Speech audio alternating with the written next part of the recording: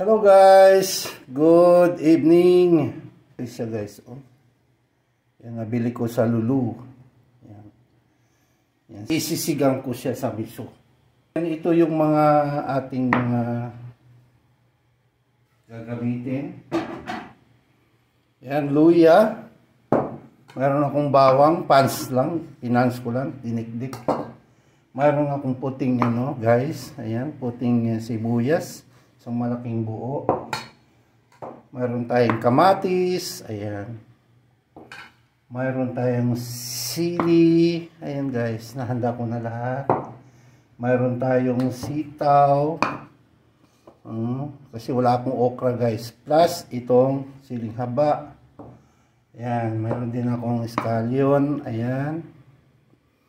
Tapos instead na okra, talong na ilalagay ko. Mamaya ko na hiwain ito pag ilalak ko na. Yan guys, ang ating menu for tonight. Para panghapunan. Okay, abangan natin. Ayan guys, tayo magsimula na. Mainit na yung ating kasirola. At tulad ng dati, ayan, olive cooking oil. Ating gamitin. Lagyan lang natin ng mga isang kutsara, dalawa, at kalahati. Tantiameter ulit.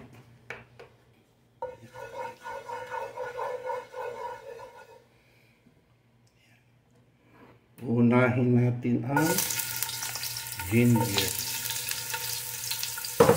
Luya para lumabas ng aroma.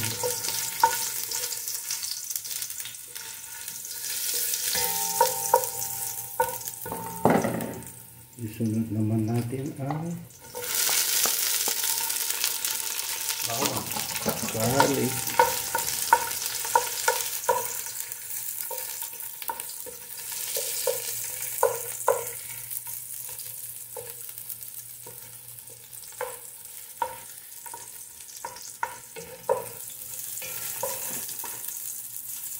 yan, bango na guys. Lagay natin ang maraming sibuyas para masarap.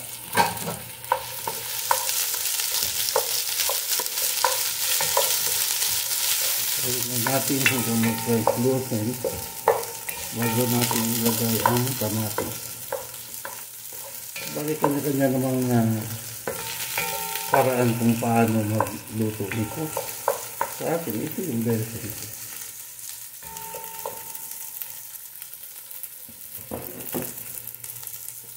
Yung kanyang version guys.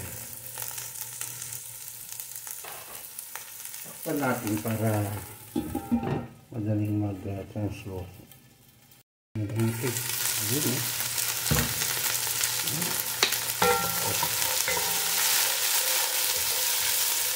Takpan natin.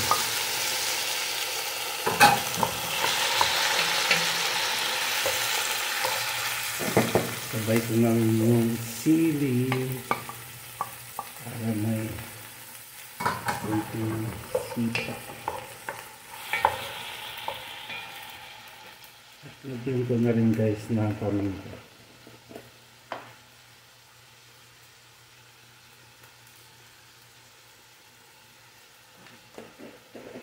Walang sukat-sukat yan guys. Ang loose.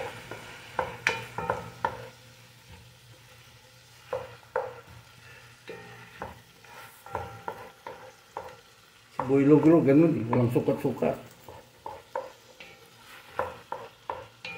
Sanay na kasi siya. Gaya-gaya lang din ako. Yan guys, so. Tapan muna natin guys para medyo maano na yung kamatis.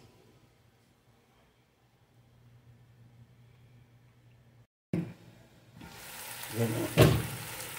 Medyo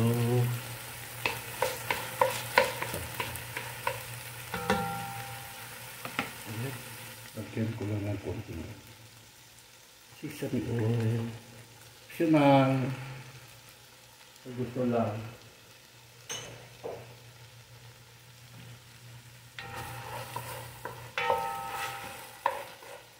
bango na guys. Nagpakulo na ako ng sabaw para madali. Yan. Sa heater, water heater. Yan.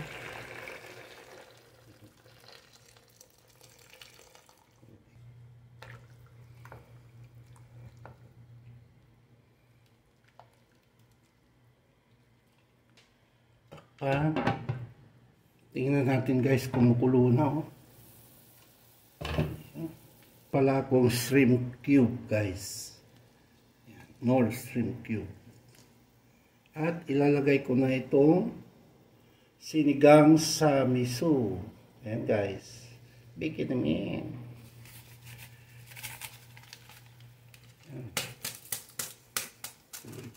Tansyado na.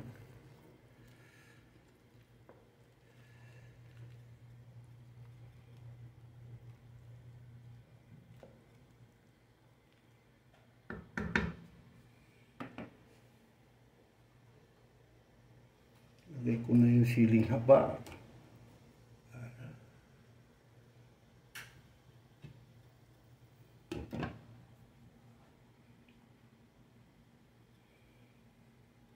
Buksan guys. Muna. Natin kulang pa ng kunting asin. Tansya-tansyahan ng asin.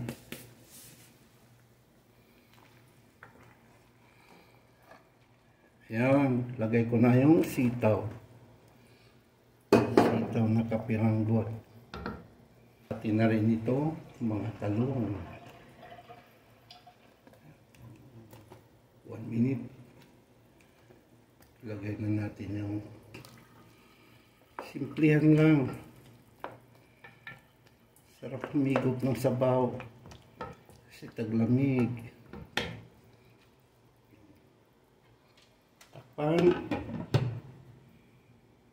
Buksan natin guys. Ayan guys. Oh. Kulong-kulo na guys. Ayan. Ilalahok na natin ang ating mga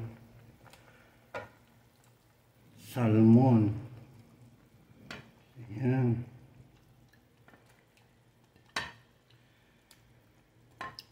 Guys.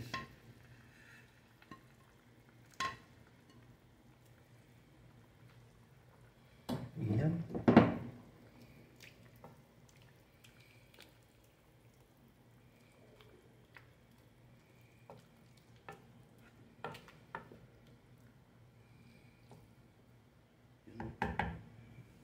Atin na lang pakuluan. Ayan. Ating buksan guys. Ayan, may kulo na guys. Ayan.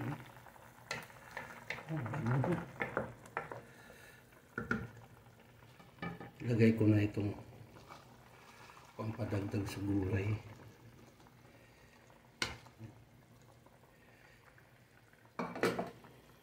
At ang pinakahihintay sa lahat, itong dahon ng mustasa. Ito yung masarap sa sinigang sa miso guys. Ayan. Mustard leaves. Uy. Almost game over na ito. Ayan. I-dip lang natin para yan.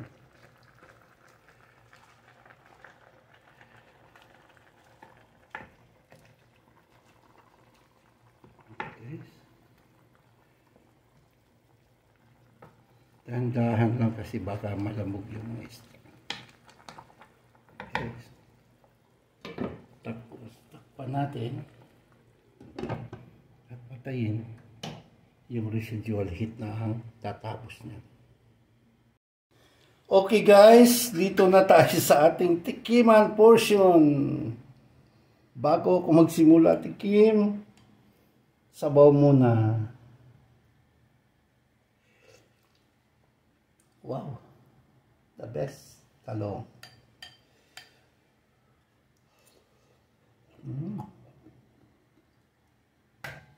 Masarap talaga yung ano. Ayan oh. Salmon. The best.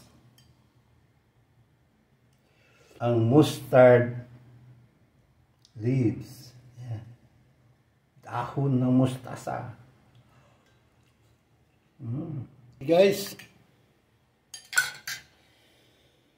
once again guys, thank you for watching and salamat talaga sa inyong lahat na patuloy na sumusubaybay, sumusuporta. Until next time, thank you so much. God bless us always. Bye bye.